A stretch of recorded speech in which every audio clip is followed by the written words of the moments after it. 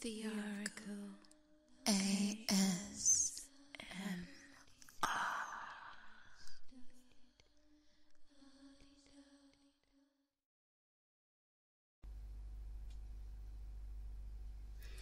Welcome, this is the Oracle, and you're listening to an ASMR reading of Lewis Carroll's Alice in Wonderland, Chapter 12, Alice's Evidence.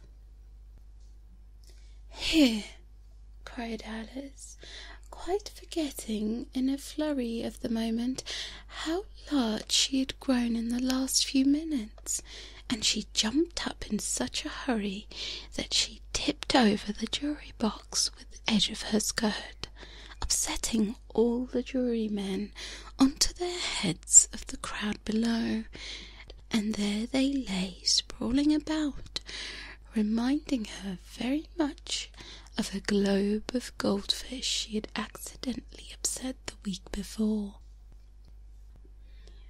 "Oh, I beg your pardon," she exclaimed in a voice of great dismay, and began picking them up again as quickly as she could, for the accident of the goldfish kept playing in her head, and she had a vague sort of idea that they must be collected at once and put back in the jury box, or they would die.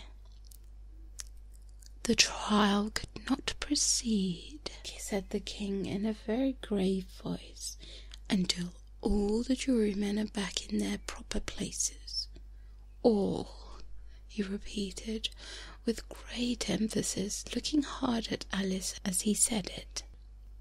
Alice looked at the jury box and saw that in her haste she had put the lizard in head downwards, and the poor little thing was waving its tail about in a melancholy way, being quite unable to move. She soon got it out again and put it right. "Not that it signifies much," she said to herself. "I should think it would be quite as much useful in the trial, but with one way up as the other." As soon as the jury had a little recovered from the shock of being upset, and their slates and pencils had been found and handed back to them, they set to work very diligently to write about the history of the accident, all except the lizard, who seemed too much overcome to do anything but sit with his mouth open, gazing up at the roof of the court. "What do you know about this business?" the king said to Alice. "Nothing," said Alice. "Nothing whatever?" persisted the king. "Nothing whatever." "That's very important," the king said, turning to the jury. They were just beginning to write this down on their slate when the White Rabbit interrupted. "Unimportant, your Majesty, means, of course," he said in a very respectful tone, but frowning and making faces at him as he spoke. "Unimportant, of course, I meant," the king hastily said, and went on to himself in an undertone. "Important, unimportant, unimportant, important," as if he were trying which word sounded best. Some of the jury wrote it down, important, and some unimportant. Alice could see this, as she was near enough to look over their slates, but it doesn't matter a bit, she thought to herself. At this moment, the king, who had been for some time busily writing in his notebook, crackled out, "Silence," and read out from his book, "Rule 42. All persons more than a mile high to leave the court." Everyone looked at Alice. "I'm not a mile high," said Alice. "You are," said the king. "Nearly 2 miles high," added the queen. "Well, I shan't go at any rate," said Alice. "Besides, that's not a regular rule. You intended it just now." "It's the oldest rule in the book," said the king. "Then it ought to be number 1, said Alice. The king turned pale and shut his notebook hastily. "Consider your verdict," he said to the jury in a low, trembling voice. "There's more evidence to come yet, please, your Majesty," said the White Rabbit, jumping up in a great hurry. "This paper has just been picked up." "What's in it?" said the Queen. "I haven't opened it yet," said the White Rabbit, "but it seems to be a letter written by the prisoner to somebody." "It must have been that," said the King, "unless it was written to nobody, which isn't usual, you know." "Who is it directed to?" said one of the jurymen. "It isn't directed at all," said the White Rabbit. "In fact, there's nothing written on the outside." He unfolded the paper as he spoke and added, "It isn't a letter after all. It's a set of verses." "Are they in the prisoner's handwriting?" asked another of the jurymen. "No, they're not," said the White Rabbit. "And that's the queerest thing about it." The jury all looked puzzled. "He must have imitated somebody else's handwriting," said the King. The jury all brightened up again. "Please, your Majesty," said the knave, "I didn't write it, and they can't prove I did. There's no name signed at the end." "If you didn't sign it," said the King, "that only makes the matter worse. You must have meant some mischief, or else you'd have signed your name like an honest man." There was a general clapping of hands at this. It was the first real clever thing the King had said that day. "That proves his guilt," said the Queen. "It proves nothing of the sort," said Alice. "Why, you don't even know what they're about." "Read them," said the King. The White Rabbit put on his spectacles. "Where shall I begin, please, your Majesty?" he asked. "Begin at the beginning," the King said gravely, "and go on until you come to the end, then stop." These were the verses the White Rabbit read. "They told me you had been to her, and mentioned me to him. She gave me a good character, but said I could not swim.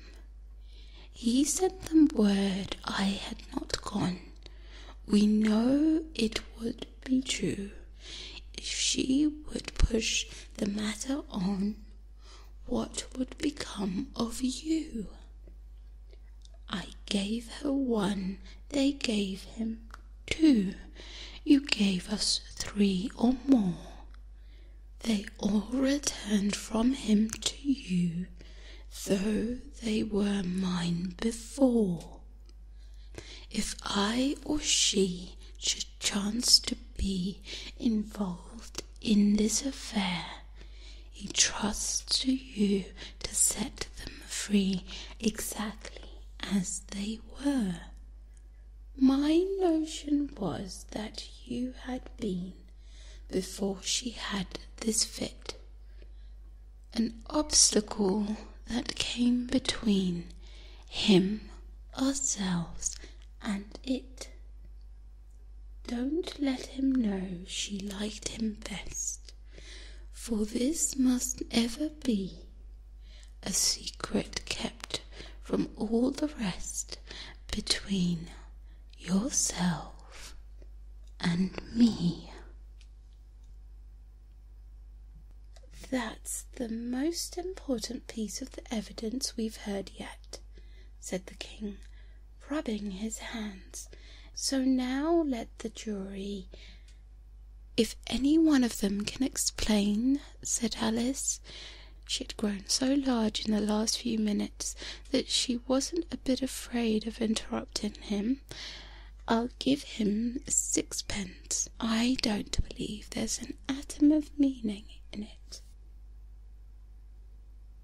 The jury wrote down on their slates, "She doesn't believe there's an atom of meaning in it," but none of them attempted to explain the paper. "If there's no meaning in it," said the king, "that saves a world of trouble, you know, as we needn't try to find any. And yet I don't know," he went on, spreading out the verses on his knee and looking at them with one eye. "I seem to see some meaning in them after all. Said I could not swim. You can't swim, can you?" he added, turning to the knave. The knave shook his head sadly. "Do I look like it?" he said, which he certainly did not, being made entirely of card. "All right so far," said the king, and went on muttering over the verses to himself. "We know it to be true. That's the jury, of course. I gave her 1, they gave him 2. Why, that must be what he did with the tarts." But it goes on. "They all returned from him to you," said Alice. "Why, there they are," said the king triumphantly, pointing to the tarts on the table. "Nothing can be clearer than that. Then again, before she had this fit. You never had fits, my dear, I think," he said to the queen. "Never," said the queen furiously, throwing an inkstand at the lizard as she spoke. The unfortunate little Bill had left off writing on his slate with one finger as he found it made no mark, but he now hastily began again, using the ink, and that was trickling down his face as long as it lasted. "Then the words don't fit you," said the king, looking around the court with a smile. There was dead silence. "It's a pun," the king added in an offended tone, and everybody laughed.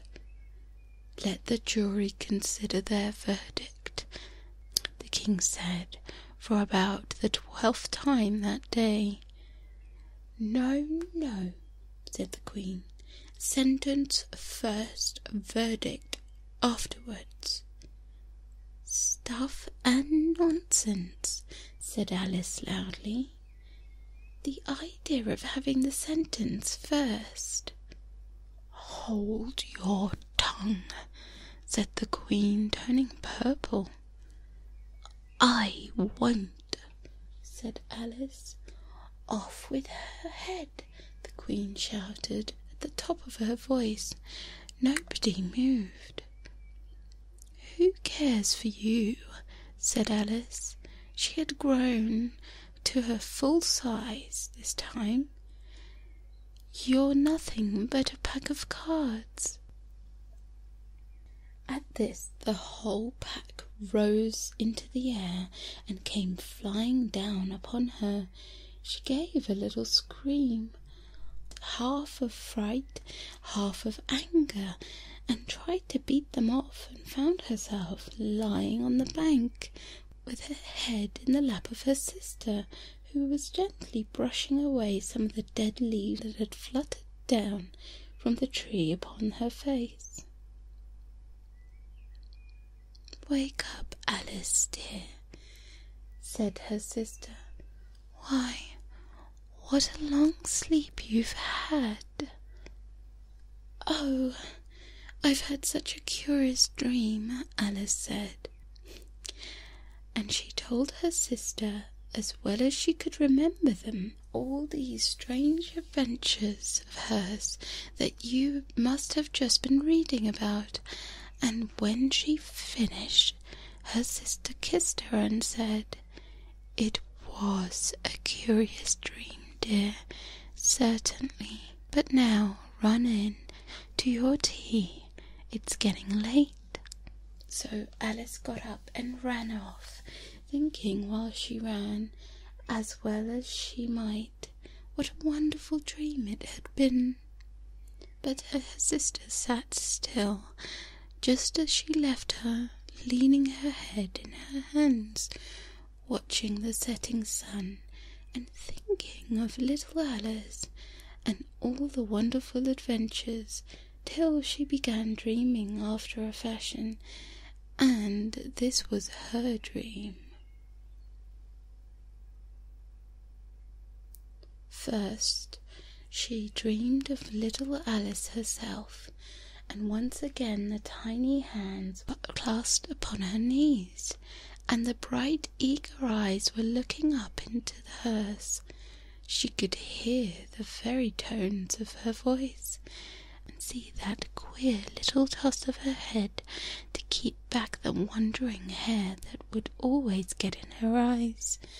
And still, as she listened, or seemed to listen, the whole place around her became alive with strange creatures of her little sister's dream. The long grass rustled at her feet as the white rabbit hurried by. The frightened mouse splashed his way through the neighbouring pond. She could hear the rattle of teacups as the March Hare and his friends shared their never-ending meal, and the shrill voice of the Queen ordering off her unfortunate guests to execution. Once more the pig baby was sneezing on the Duchess's knee, while plates and dishes crashed about it. Once more the shriek of the griffin, and the shrieking of the lizard's slate pencil, and the choking of the suppressed guinea pigs filled the air, mixed up with the distant sob of the miserable mock turtle.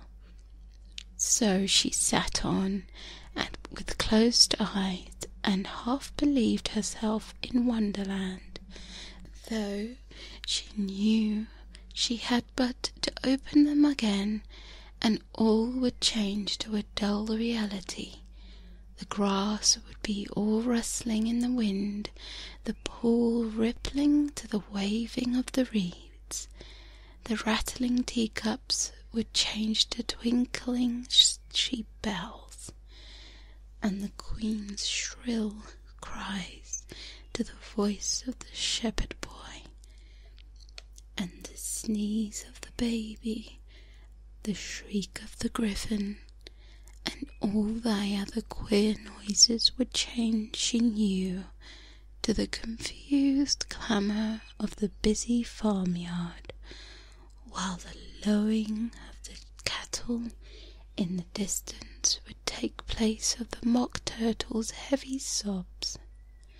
Lastly, she pictured herself how the same little sister of hers would be in an after time, be herself a grown woman, and how she would keep through all her riper years the simple and loving heart of her childhood, and how she would gather about other little children and make their eyes bright and eager with many a strange tale, perhaps even with the dream of Wonderland of long ago, and how she would feel with all their simple sorrows, and find pleasure in all their simple joys, remembering her own child life and happy summer days.